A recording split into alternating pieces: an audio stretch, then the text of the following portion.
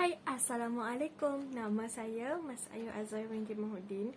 Nombor matrik ECE 04200003.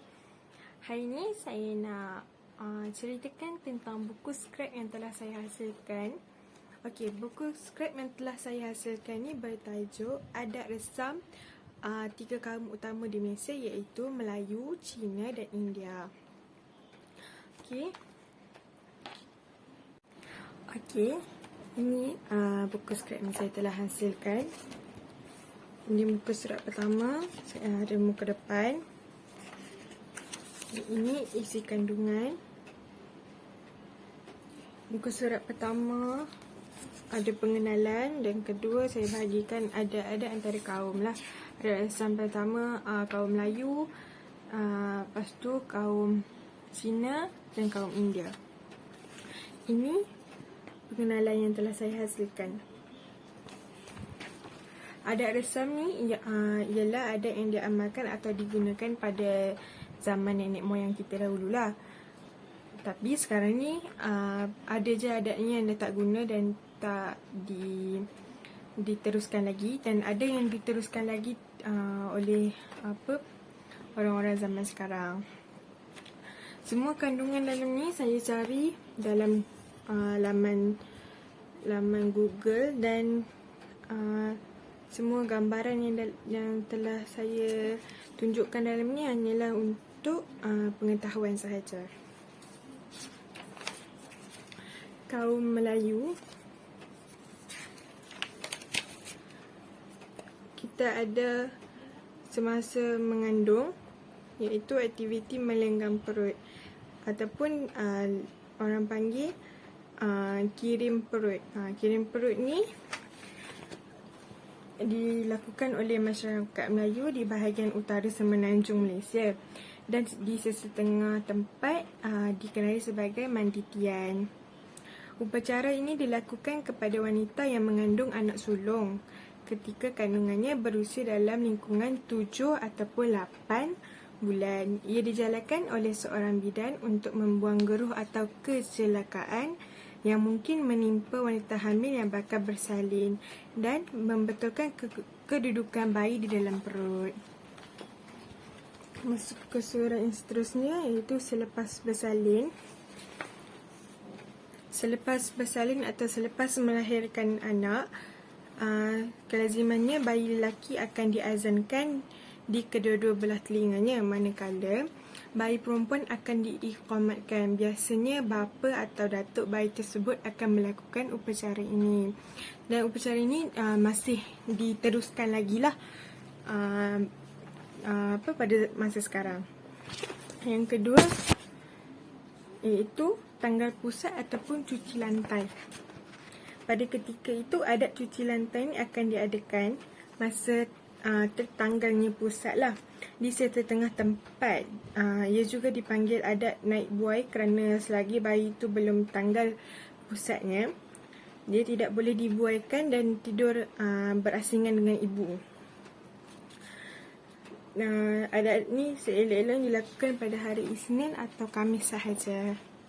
Seterusnya selepas lahir juga, iaitu bersunat ataupun berkatan.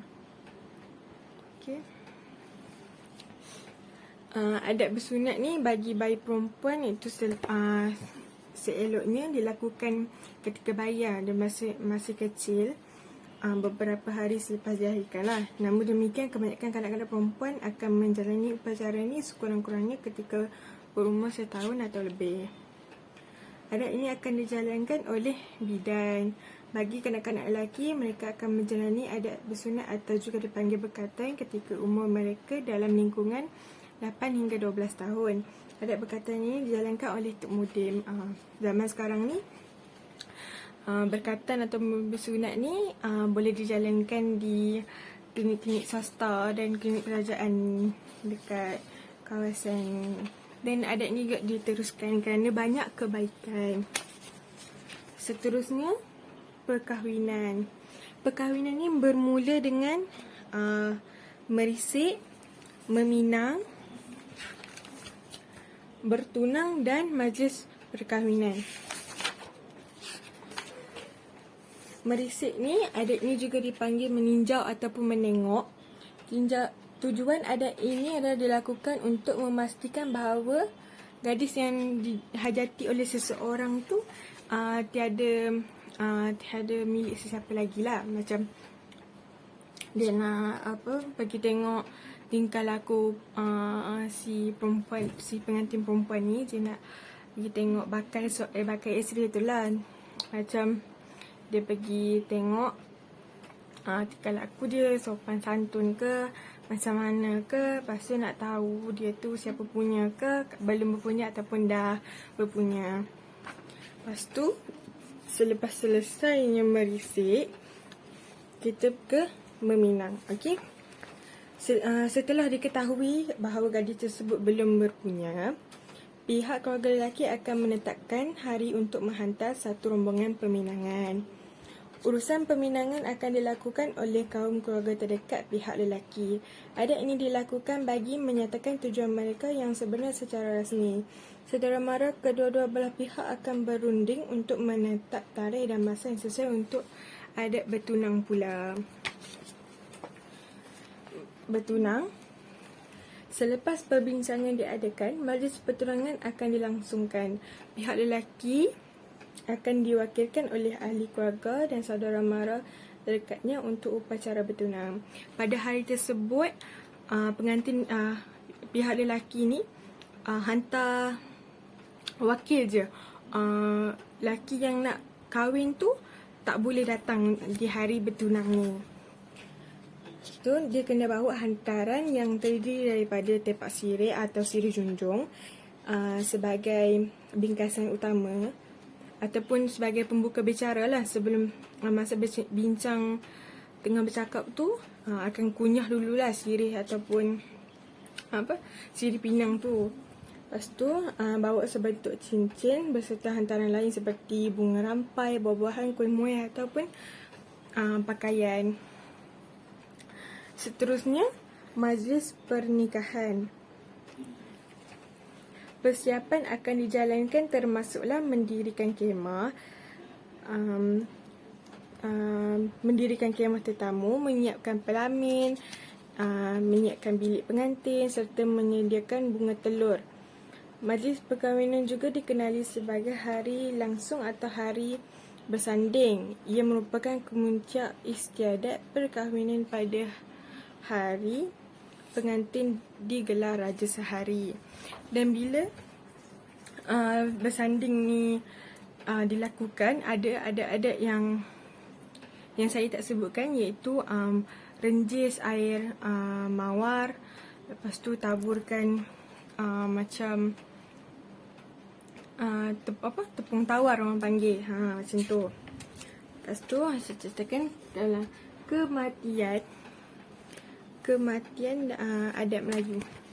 Dan kematian ni, semasa kematian, apabila kematian berlaku, perkara pertama yang perlu dilakukan oleh keluarga semati ialah memberitahu kepada Tok Imam agar kematian itu dapat dimaklumkan kepada saudara mara dan jiran tetangga di sekitar kawasan tersebut.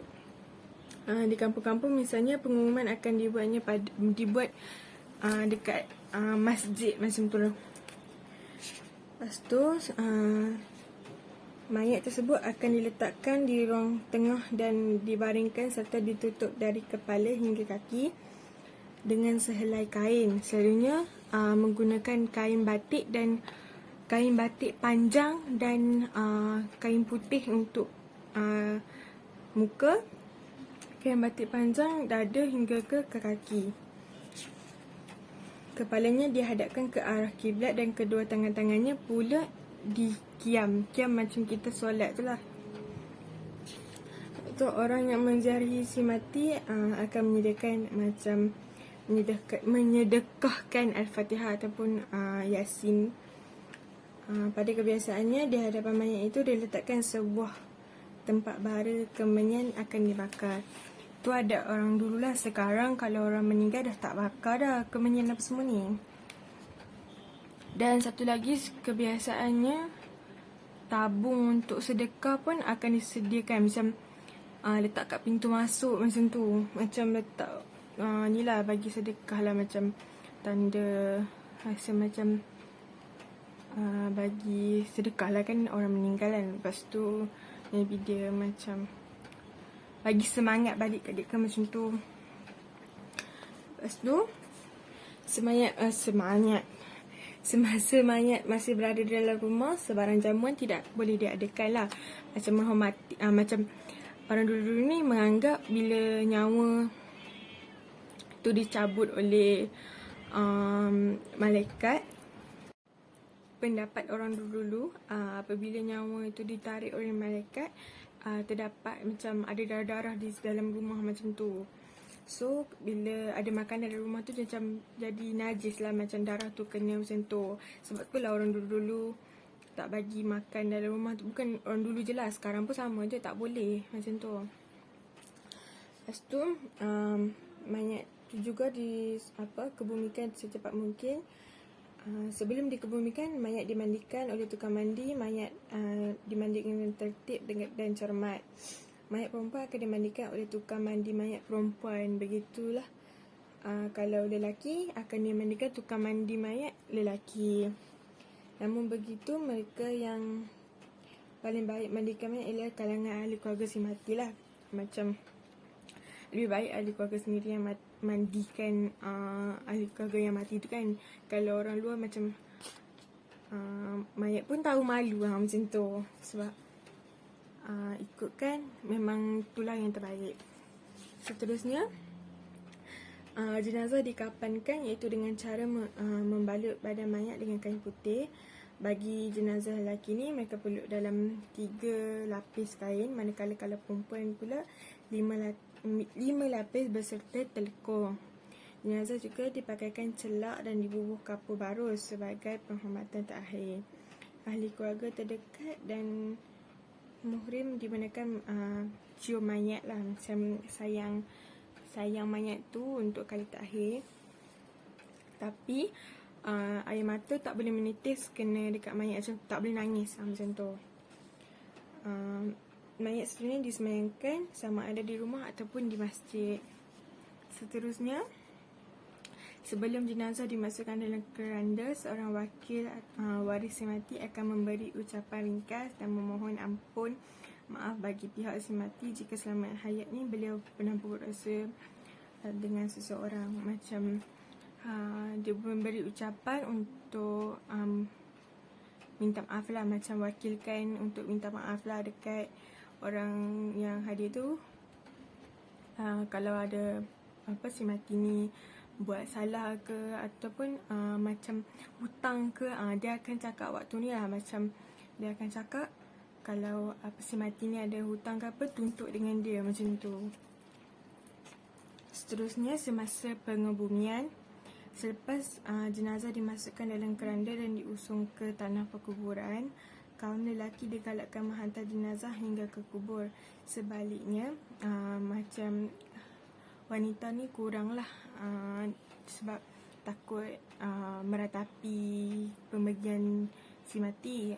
Dalam kaum Melayu ni, macam adat-adat dulu, perempuan tak boleh pergi kubur. Macam kalau takut nanti menangis ke apa kan, tak elok macam tu. Tapi sekarang boleh je pergi, tapi yang penting tak boleh meratapi pembagian tu.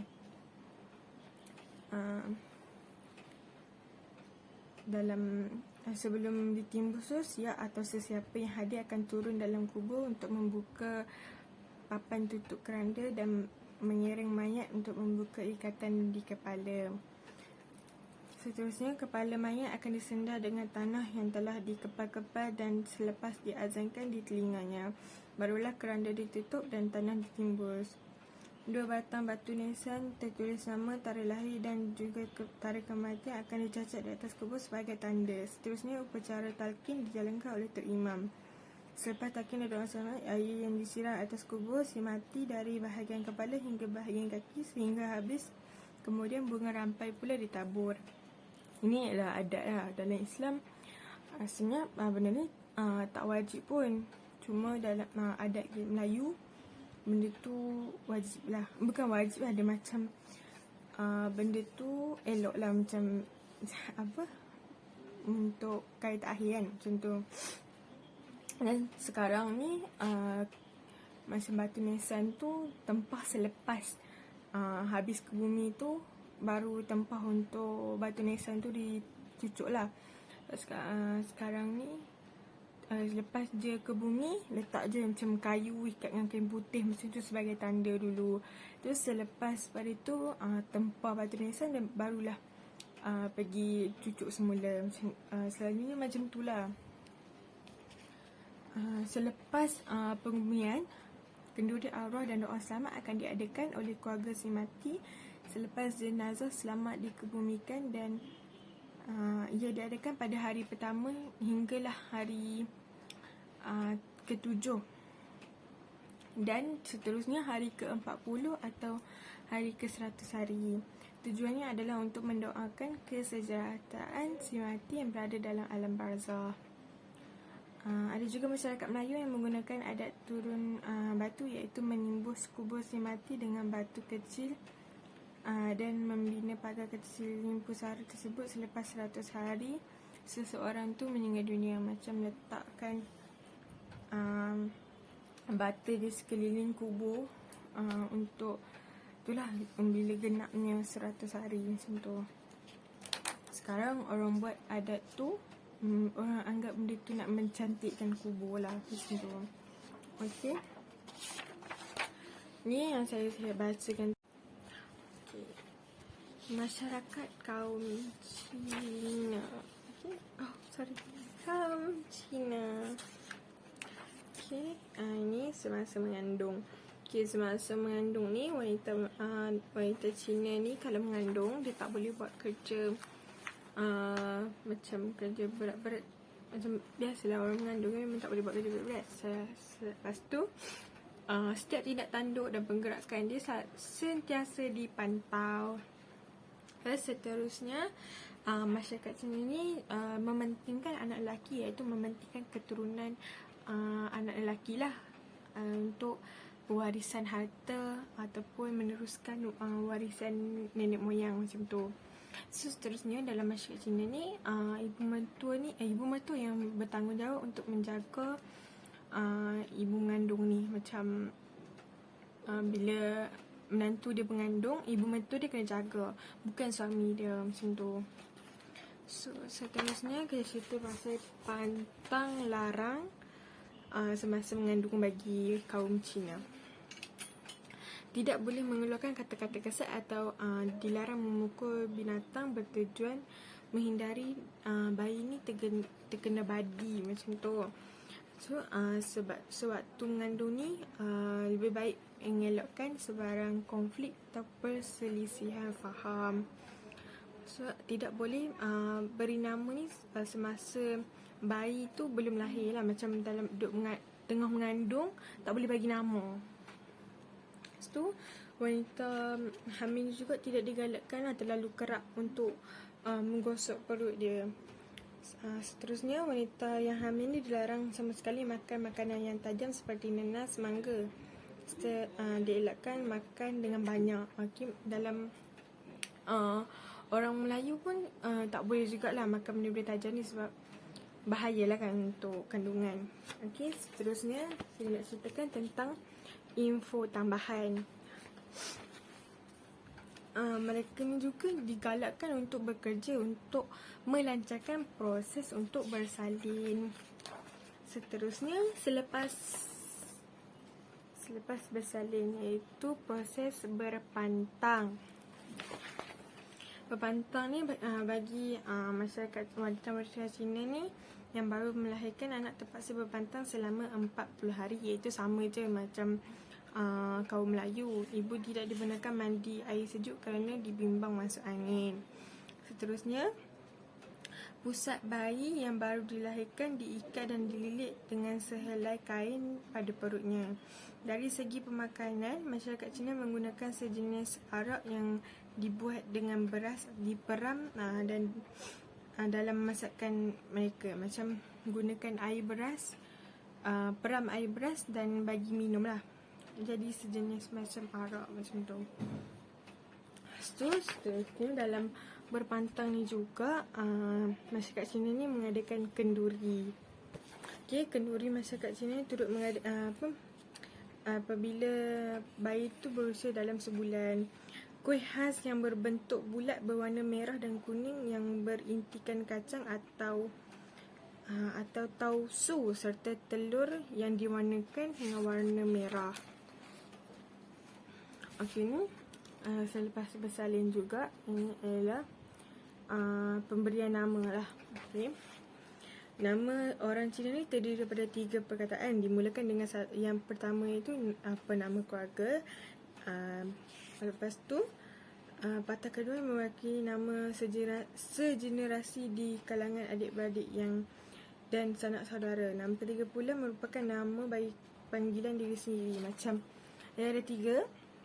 1 nama keluarga, 2 ni macam samalah, macam sama dengan ahli keluarga ke, macam adik-beradik dia. Yang ketiga ni nama dia sendiri. Lepas tu, sistem nama yang baik perlu mengambil kira makna unsur yin dengan yang, serta dibuat mengikut perhitungan perkahwinan bagi kaum Cina pula.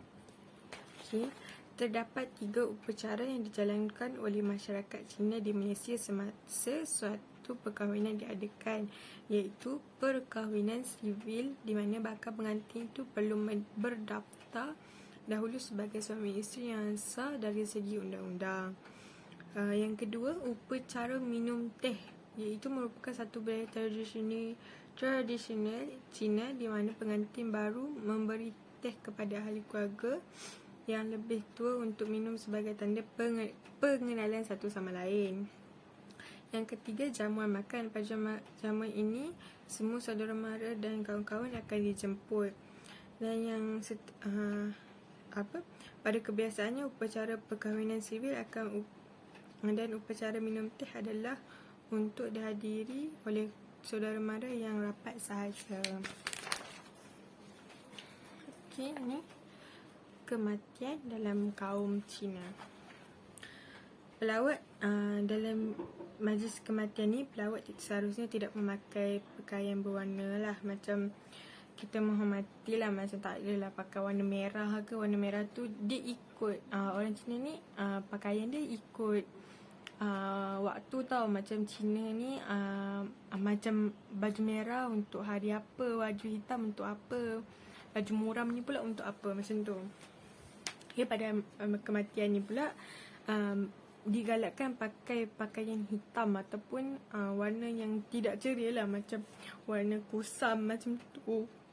Lepas tu seterusnya, apabila seorang itu memasuki rumah semati, dia hendaklah membawa sepasang lilin putih.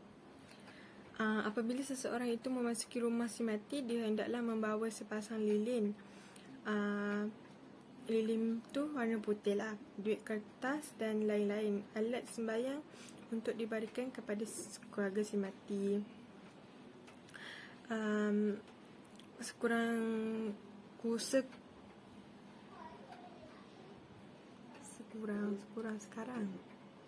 ni kena tekan. Sekarang lazimnya pelawat memberikan derma atau menghantar kalung bunga kepada si mati. Kadang-kadang sekumpulan sahabat atau sesuatu persatuan menyediakan panji-panji yang ditulis dengan kata-kata pujian kepada si mati. Seterusnya, ketika meninggalkan rumah si mati, pelawat biasanya diberikan seutas benang merah atau gula-gula berikat benang merah sebagai tanda terima kasih. Warna merah itu warna yang membawa nasib baik dan menghalang hantu syaitan yang cuba mengacau. Gula-gula yang diberikan boleh dimakan. Okay, panji tu dia macam ni. Ni panji. Setahu saya lah, ni panji. Dia tulis macam dekat atas panji tu tulis macam ni lah untuk si mati tu lah. Okay, seterusnya kaum India. Semasa mengandung. Semasa mengandung, adat valai kapu adalah adat dilakukan ketika kandungan sulung wanita hamil menjangkau usia 7 hingga 9 bulan. perkara-perkara adat adat balai kapu ni, iaitu dipakaikan sebentuk gelang tangan tangan baru, iaitu su'ul kapu. Okey, su'ul ni iaitu kandungan ibu tu lah. Diberikan hadiah, dikenali sebagai ciir. Kapu ni perlindungan diaturkan di dalam dulang. Kapu ni letak dalam dulang. Upacara memandikan mutugu niir dalam kurungan kulital, lampu minyak kutu bilaku dihidupkan sebagai mohon restu Tuhan. Saya minta maaf, pronunciation sebut tu tak betul sebab saya tak tahu macam mana masyarakat India menyebut benda tu dan saya tak tahu macam mana nak sebut. Okay. Seterusnya, suami ni akan menyapu kunyit pada tangan dan pipi ibu, mengelilingkan beras di atas kepala sebanyak 3 kali. Seterusnya, suami menyuapkan manisan ke dalam mulut isteri. Seterusnya, selepas bersalin. Selepas bersalin, waktu kelahiran dicatat dengan tepat bagi menentukan bintang bayi mengikut almanak Hindu. Menentukan mental dan fizikal rohani bayi. Setitik minyak bijan yang dicampur dengan sedikit susu ibu akan disapukan ke mulut bayi. Tali pusat yang dipotong akan ditanam bersama dengan uri, ditimbuni di sekitar kawasan rumah bersama dengan duit tembaga. Seterusnya, perkahwinan. Perkahwinan ni sama macam adat Melayu juga, merisik. Semua tu dia ada langkah-langkah dia, tapi dia tak ada macam Melayu. Dia ada merisik, meminang, bertunang macam tu. Tapi ni dia ada juga merisik dan dia ada lain sikit lah. Dia ada merisik, kunjungan, ikat janji dan parizam. Okay. Merisik ni penekanan kepada aspek-aspek tertentu, iaitu agama, kasta, etnik dan etnik. So macam dia nak tahu agama dan kasta lah. Kalau India ni mementingkan kasta, tak silap saya. Lepas tu penekanan kepada faktor tertentu, iaitu status ekonomi dan status sosial. Kumpulan maklumat yang didapat oleh yang diperolehi ni dari kawan-kawan, saudara mara dan orang tengah. Macam dia nak tak merisik ni dia guna orang tengah macam tu. Dia nak tak macam contohnya laki ni nak tanya tentang perempuan tu lah. Dia tanyalah agama, kasta dia, lepas tu sub etnik dia, lepas tu status sosial dia ke apa kan, macam tu. Lepas tu yang kedua, kunjungan. Kunjungan ni kunjungan ahli keluarga lelaki ke rumah ahli keluarga perempuan. Dipanggil pen pa'artel. Saya tak pernah sebut pen pa'artel. Melihat bakal isteri. Macam tu. Kedatangan dengan membawa buah tangan tertentu, tujuan tu macam niat baik lah. Pengantin perempuan akan melayani semua tetamu termasuk bakal suami. Kunjungan balas dari pihak perempuan lah, macam dah lelaki ke rumah pihak perempuan, pihak perempuan pula akan balas rombongan macam tu, kunjungan macam tu. Seterusnya, ikat janji. Dipanggil nikyaman. Nichayam.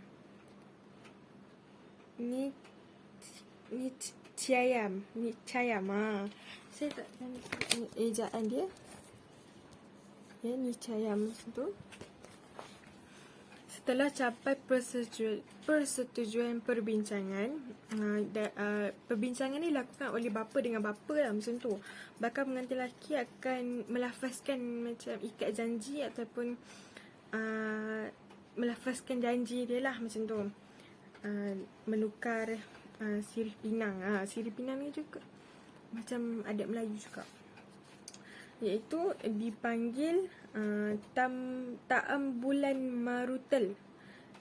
Perbincangan hal-hal perkahwinan ni juga dibincangkan pada ikat janji ni. Seterusnya parisam. Okey, terbahagi kepada dua, parisam biasa dan parisam uden. Okey, parisam ni ialah majlis pertunangan. Hantaran ni dari pihak lelaki ni jumlah dia ganjil. Bapa yang serah dulang ni berisi sari kepada anak perempuan, iaitu bakal pengantin lah, untuk memberi restu, dan dikalungkan bunga oleh saudara mara. Seterusnya kematian. Okey, kematian adat kaum India ni, ahli keluarga atau waris ni mendapat sijil kematian ataupun permit lah untuk melangsungkan upacara pembakaran mayat. Okey, sebab dalam masyarakat India ni memang mereka bakar mayat dan ambil abu je untuk dilepaskan dalam sungai. Okey, mereka menghubungi syarikat yang menyediakan perkhidmatan pengurusan upacara kematian. Anak lelaki atau saudara lelaki terdekat dengan si mati ni akan melangsungkan adat persediaan sebelum upacara ni lah. So maksudnya yang menghubungi ataupun menghubungi pusat perkhidmatan ni lah, iaitu saudara ataupun anak lelaki. Lepas tu mayat ni diletakkan di ruang tamu, kepala dia menghadap ke arah selatan. Ibu jari kedua-dua kaki diikat bersama, kedua-dua tangan diletakkan atas dada dengan ibu jari kedua-dua tangan diikat bersama dan ditutup sampai ke paras leher. Warna kuning atau warna merah berkahwin atau bujang. Maksudnya warna kuning atau warna merah lah, dia ikut dia ada warna-warna khas dia, macam tu. Tak silap warna putih dan kuning ni untuk yang dah berkahwin ke macam mana, saya pun tak tahu sangat. Sebab dalam pencarian saya yang saya carikan, cari dalam Google, dia bagi tahu secara ringkas. Itu je. Seterusnya dimandikan dan disapukan minyak dan serbuk sekadahi. Selepas mandi dipakaikan pakaian kegemaran atau pakaian kahwin, dimasukkan dalam keranda, diletakkan di anjung rumah. Macam tu, beri penghormatan terakhir lah. Keranda diarak keluar oleh ahli keluarga lelaki, ahli keluarga si mati dah, tapi dia lelaki lah yang arak benda tu ke tempat upacara pembakaran dilakukan. Okey, dibakar oleh anak lelaki atau waris. Macam dibakar oleh anak lelaki atau waris keluarga si mati itulah. Okey, kaum wanita akan membersihkan rumah dan alatan yang digunakan untuk upacara kematian untuk dibuang. Pada keesokan harinya, ahli keluarga ni yang lelaki-lelaki ni akan kumpul abu dan tulang, buang ke dalam sungai. Okey, hari ke-10, 12 atau 10, 12, 16 atau 31, anak lelaki akan ke kuil dan sembahyang lah. Tempoh mereka berkabung ni dalam setahun. Okey, ni upacara pengebumian. Okay, sekian, terima kasih. Itu saja saya dapat terangkan dalam buku skrip saya ni. Okey, sekian, terima kasih. Assalamualaikum.